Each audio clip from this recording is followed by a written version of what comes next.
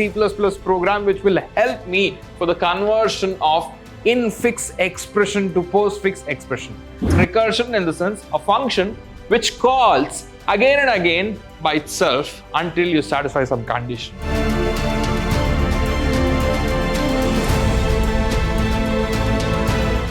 Hello everyone, I welcome all of you to the yet another interesting session in the data structure.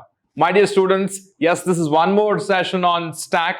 So in this session, I will show you something interesting. So what is that interesting thing, sir? If you ask me, yes, I have two important things. The first thing is all about the C++ program which will help me for the conversion of infix expression to postfix expression.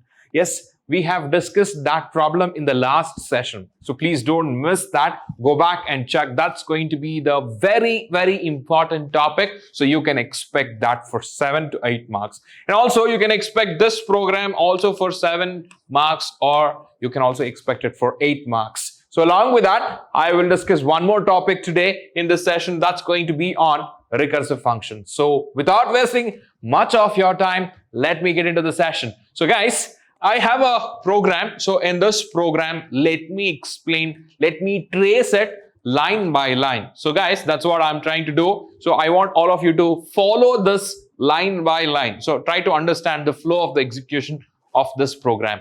So basically any program, it can be C++ or C, always the execution of the program starts from the main function. So where do I have the main function here? So I have the main function in the next slide. So here I have the main function. From here, the execution of the program starts. So what's happening inside the main function? What is the first statement it's going to execute? Let's check that. So guys, so this is the first thing that I have. I have string. String is a data type. So I'm trying to create a variable that is exp. Exp is a variable of type string. That's what you need to remember.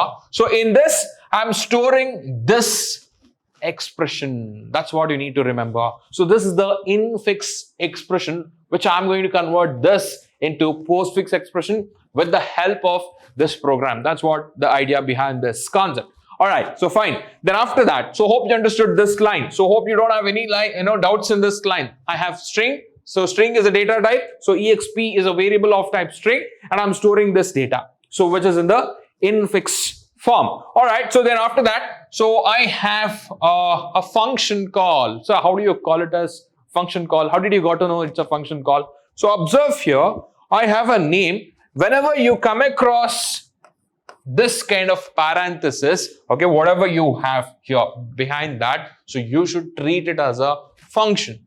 So when do I call it as a function call? So when you end this statement with a semicolon, so you should treat that as a function call. So fine. So I'm calling this function by passing this exp. What is that I have stored in the exp? This entire string, I'm storing it in the exp and I'm passing that as a parameter. That's what you need to remember. So fine. So the control from here, it goes to the function that is infix to postfix. So where is that function? Let's check. So guys, I have that function here. Hope all of you are able to see this. So this is a function. Now the control is coming to this part of the program. The execution starts from here. What is happening here? So fine. So I have the function name that is infix to postfix. So whatever I'm passing the parameter with the exp, so that value will get stored in this s. So that entire expression is stored in this. Yes, that is what you need to remember. So fine. After that, I'm going inside the function. So please observe what is that I'm trying to do here in this line. So guys, for a stack operation, we are using C++ built-in function. I'm using the stack built-in function. I'm creating the instance of stack. So that is what I will treat it as st. So that's what you need to remember. I'm creating one empty stack. I'm naming that as a st. That's what you need to remember. And then in the next line, so please observe, I'm creating one more variable called result. All my result, that is output, will be stored in this variable. And this variable is of type string. That's what you need to remember. So fine. So we have created a stack and we have a result, and now we can store a result in a variable called result of type string. So this is what we have done till now. So now after that, so we have observe in the next line, in this line, what is that I have? I have the for loop. Inside that for loop, so I have int I is equal to 0 and I is less than s dot length. So I value should be less than s dot length. What is the meaning of s? What I have the expression that length should be less than I. That's what the meaning. What is the meaning of it, sir? We did not understood. So I should be able to traverse. Look at here. So this is the expression that I have. So this is what I'm treating it as yes now. So I should be able to visit till the end of the string. So that's what you need to remember, sir. Then it is less than length. Less than length in the sense what? Say for example, the length, just imagine, if the length is 10, okay? If the length is 10, when it comes to the length, it calculates 1, 2, 3, 4. It starts from 1. So that's why it is 10. So, but when it is traversing, I'm taking it from 0. So that's the reason. So what I will do is, I will do -1. So it will be 9. So that's the reason. So guys, what I have here is less than. That's what you need to remember here. So less than s dot length. It means to say that I should be able to traverse till the end of the expression. So fine.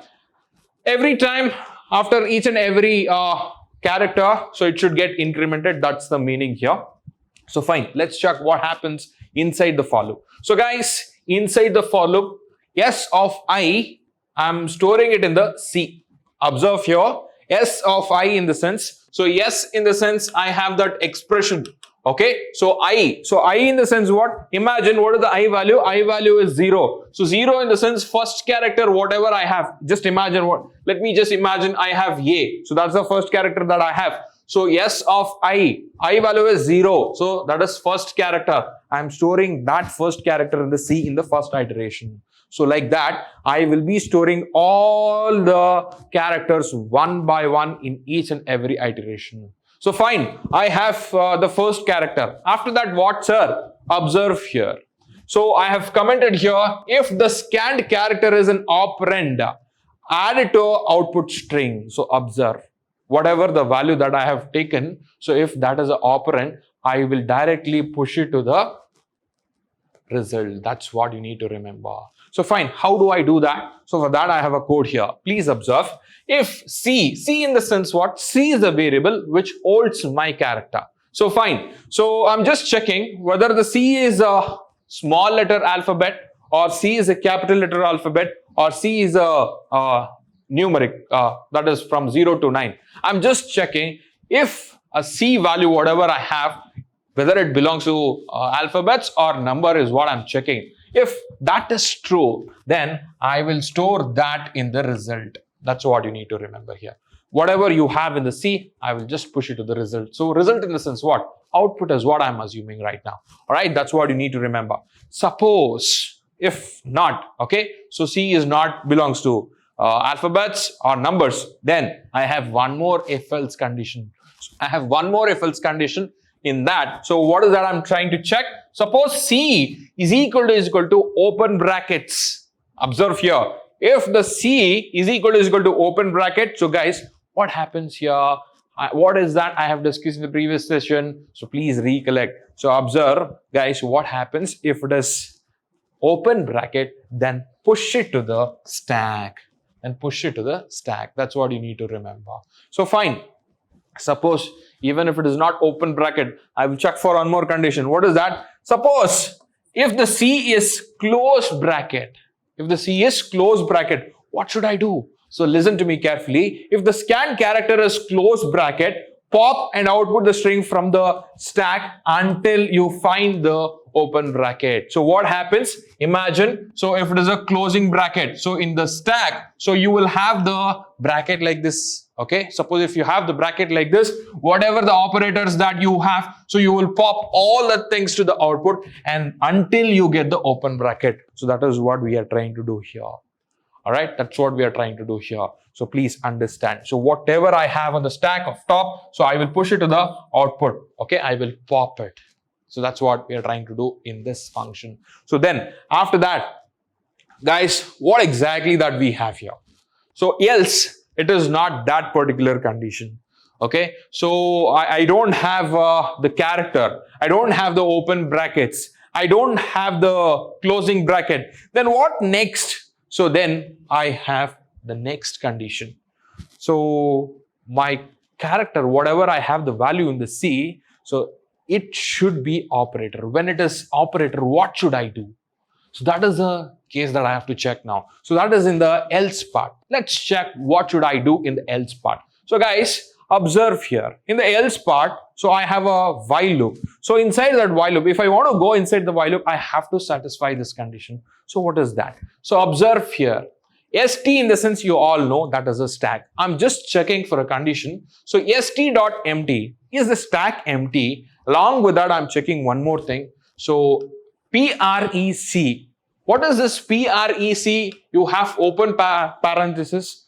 So if I come across with open parenthesis, what should I understood that PREC is what? So you need to remember PREC is a function. Now the control is going back to search where is this PREC. So observe here, I'm sending some value as a parameter s of I. Okay, so PREC, what is that PREC? Observe here, I have PREC. So control will come back to this with the parameter, okay, that is stored in the C. So guys, I have the operator which is sent, okay, I have the operator which is sent. So you all understood till here. I have checked that C contains, it does not contain any operand, it contains the operator, only then this part will be executed. So fine, that operator, I am sending it to this function just to check the priority of that particular operator. So which operator is that and what is the priority of that operator? Just to check that, I am sending it to this function. So what happens if C is equal to power, okay, then I will return 3, okay. If C is equal to forward slash, or if C is equal to star, then it returns 2. And if C is equal to plus or minus, it returns 1, else minus 1. So this function will return me the value of the particular operator, and this value is what I will treat it as a priority. That's what you need to remember. That's what is happening here. So fine, if the condition satisfies, so what happens here, whatever I have in the top of the stack, I will push it to the output. So that's what you need to remember, and I will pop it. So this is how I will be performing the conversion of infix to postfix. So finally, pop all the remaining elements from the stack. So guys, this is what I will be performing to empty the stack. What is that I'm doing? So whatever I have on the top of the stack, I will start pushing it to the result. So finally, the elements, whatever I have in the stack will get empty. So that's what you need to remember. And finally, I will be getting this as a result after the conversion. So this is what you need to remember with respect to the conversion of infix to postfix. Okay, I think I made it very simple for you to understand this program. So watch 2 or 3 times to trace back and to understand the concept of this program. Moving forward to the next topic without wasting much of your time, recursion function. What exactly recursion function is all about? My dear students, recursion in the sense a function which calls again and again by itself until you satisfy some condition. So such functions I will call it as a recursion. So fine, what exactly is that? How do I do it, sir? So just observe here. I've just taken a snippet or a piece of code. So here I have a function called recurse. So fine. So I'll start executing. I'll just go inside. So is it correct? No. Always remember the execution of the program starts from the main program. So fine. I will start the execution from the main program. So I'll go inside. So what is that I have? I have a function call. So I will start executing this function. So I will go back to this. So when I'm executing this, again I have a function call, that is recurse. Again it will start executing this. So it will be on a loop. So it will be keep on executing again and again, again and again. So this kind of program or this kind of function is what I will call it as a recursive function. Let's take an example and understand with respect to the recursion. So guys, this is one of the best example that I have here to explain the concept of recursion. So you all know a function which calls itself again and again. So that is what we call it as a recursive function. So now we are taking an example or we are taking a concept called factorial to explain the concept of recursion here. So how are we doing, or how are we implementing the concept of recursion? Let's check that. So guys, how do you calculate the factorial of a given number first? So for example, I need to calculate the factorial of a given number for 4. How do you do that? So for example, 4 into 3 into 2 into 1. This is how we calculate the factorial of a given number. So fine. How do I implement this using the program? So for that, I have a logic here using the concept of recursion. How are we trying to implement the recursive concept here? So please remember, if a function which is calling itself again and again, so that is what I will call it as a recursion. Remember that. So where exactly we are implementing it? So I will show you. So whenever you come across this kind of parenthesis, remember, so you will call that as a function. So can you believe, or can you trust me that this fact is a function? Yes, because you have this parenthesis. So let's understand and check what is there inside that parenthesis. So you have n into, observe here, you have n into fact of n minus 1. Can you treat this as a function? Yes, because you have the parenthesis, right? So what function you are trying to call now? So you're trying to call the same function. You're calling the same function by itself. So that concept is what I will call it as a recursion. So now, hope you understood this. How exactly this statement is working? So I will show you with the explanation one by one. So fine. So guys, observe here, I'm calling this function fact by passing the parameter, that is 4. So fine. So the function call comes here. So when it comes to this function call, what happens? So you are passing the parameter as 4. So this is the value, that is n value you are passing. So fine. Wherever you find n, so you will substitute that 4. So fine. So you all know that. So you have n here. So in that place, I will substitute 4. So you got it. So 4 into fact of 3. Sir, how did I got 3?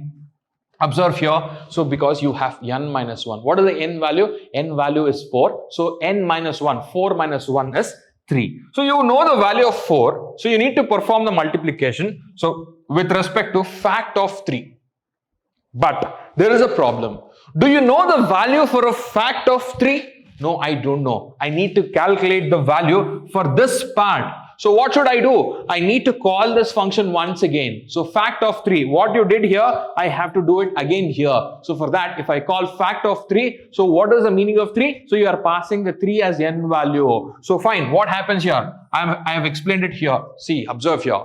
So I will substitute in the place of n, I will substitute 3. So fine, you understood. So 3 into fact of 2. Sir, why 2? Because n minus 1, that is 3 minus 1 is 2. So guys, I have to calculate here 3 into fact of 2. I need to perform the multiplication 3 into fact of 2. Do you know the value of fact of 2? No, I don't know. So for that, I need to calculate the value for this fact of 2. What should I do? Again, you need to call this function by passing 2 as a parameter for the nth place. So fine, I am placing 2 here again, and fact of 1. How did you got 1? So you all know n minus 1. So 2 minus 1 is 1. So guys, you know the value of 2. You need to perform the multiplication with the fact of 1. Do you know the value of fact of 1? So that's what you need to remember. Do you know the value of fact of 1? So guys, we don't know the value of the fact of 1. Again, I need to calculate. So for that, what I'm trying to do here, I'm passing and I'm calling this function. That's what you need to remember. So fine. After that, so guys, what happens here?